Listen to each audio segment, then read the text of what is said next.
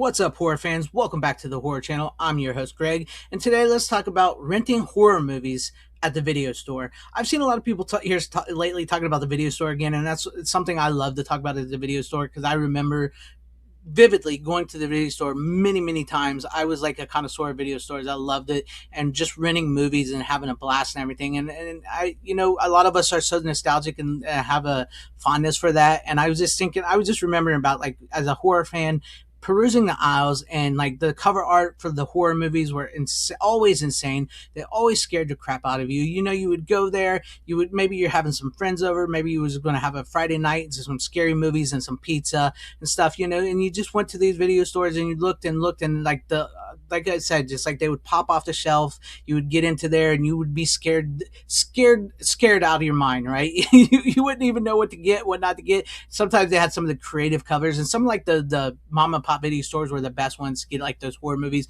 because like Blockbuster and them didn't always necessarily carry all these horror movies because they were a little more family friendly. And that was one of the things that did hurt Blockbuster, is because they wouldn't allow some of these movies into their their shelves, some of these horror movies and stuff into their shelves and everything. So that was a little bit of a letdown. But like, there was other stores you could always constantly go to and find all these really great horror movies that would scare you, like from the mainstream ones to the like straight to video ones that would just like absolutely insane movies. Sometimes the cases made the movie look absolutely incredible, and you got that movie home and it was just a horrible movie. But there's something about that in your mind, that takes you back, that remembers back to like where you could watch that movie again today and you'd be like, oh, this movie still sucks, but you're having a blast watching it, right? Because you remember renting that horror movie from the video store and having a blast with it, maybe with your friends at sleepover or something, or just like in college or something at that time, or sometime with like beer and pizza, and just having a blast, because like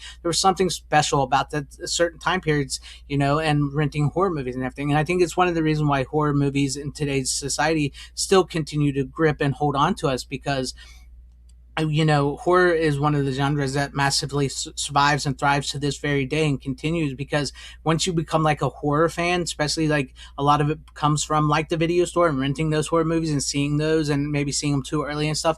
Once you become like that horror fan, and you're not necessarily like just like a person like wears all black and piercings and tattoos. Sometimes you can be like a business button-up suit guy and still be a horror fan, right? Because it's a genre that so many people latch onto, and there's something just about being scared and everything and seeing those movies. And I think that's why it thrives so much more than other movies today, because you still get originality and these fights and stuff within them. Now, with that being said, I wanted to show off some VHSs I have with some artwork here. And they're not something, I wish I had some of the better artwork ones from the back in the day, but it's a little harder to get. Some of these VHSs are really expensive. But I got a few here I pulled off the shelf, and I wanted to show you guys a little bit. Like, I have Pet Cemetery. I mean, look at that, right?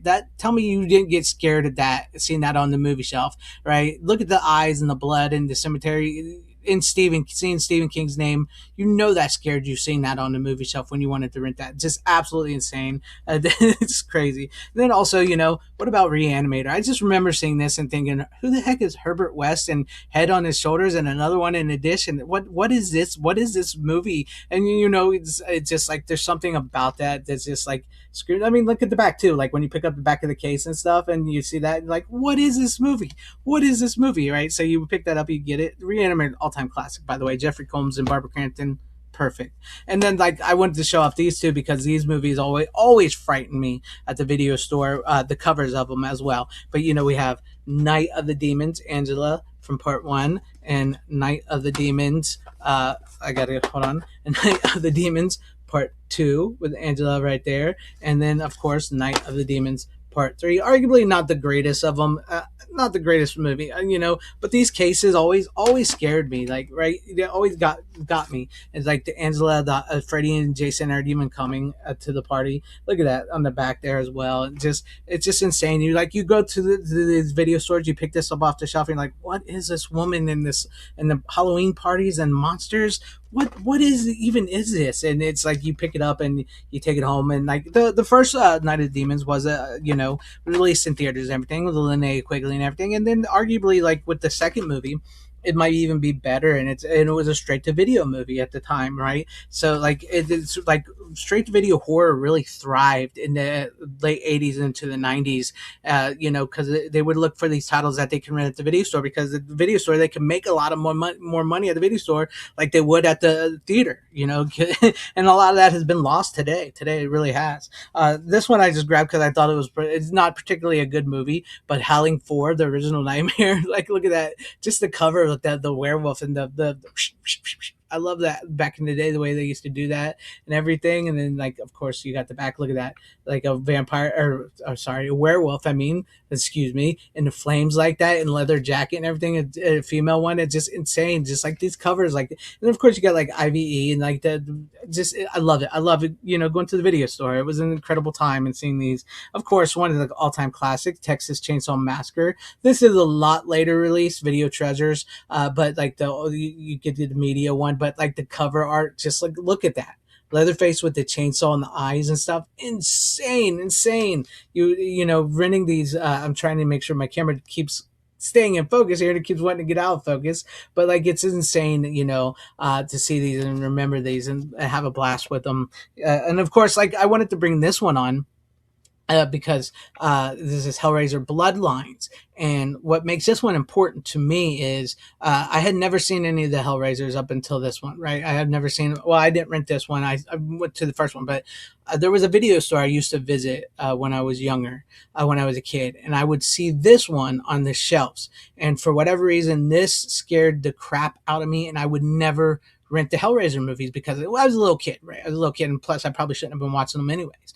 But at this time when this came out in like 90, I don't even remember like what 1990, I don't know, it doesn't say. But when it came back out in the 90s, and the video store I visited, I would never rent this. And then many years later, I was at a thrift store, grown up now. It was like maybe a couple years ago. I found this and I was like, oh, sweet. And I bought it. And it just so happens that this comes from the exact video store I used to rent from. And, right there. And the video store is no longer in service, but I would rent, I saw this one on the shelf many times. Many a times. Now I own this movie, and I would never even pick it up off the shelf because I was scared to death of Pinhead. Now I own this, and it comes from that video store. Absolutely incredible. I love that, and that's why I will keep on to that. And I wish I had this one on VHS, but I wanted to bring this one on because it took me so many years to see this movie because this cover scared the out of me, and that would be Robert Englund's Phantom of the Opera. This cover, I would be scared to death every time I would walk past it, the video store. I would be like, nope, whatever. I don't know why. I love the Nightmare on Elm Street movies. They were my favorite of the big three.